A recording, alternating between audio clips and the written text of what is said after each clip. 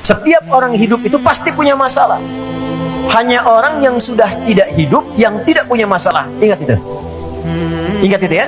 Karena rumus Qur'annya begitu. Quran surah kedua ayat 155. Wala nabluwannakum bisyai. Setiap orang hidup, sepanjang hidup kata Allah itu pasti akan diuji dengan aneka persoalan, yang dengan masalah itu bukan ingin menjadikan kehidupan kita bermasalah, bukan, tapi supaya meningkat kualitas hidupnya. Jadi hidup persamaannya berbanding lurus dengan masalah. Artinya orang yang tidak ingin punya masalah tidak ingin hidup. Wa yarzuqu min haitsu la yahtasib.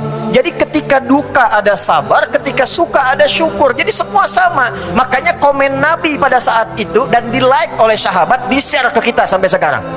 Ajaban li amril mu'min.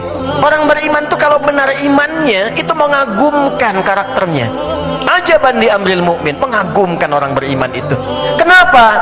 Kalau sedang gembira dia bersyukur, kalau sedang berduka dia bersabar. Jadi seakan nggak ada bedanya apa yang dihadapi itu. Ada perangkatnya semua. Dan ternyata untuk mendapatkan itu kunci pertamanya takwa.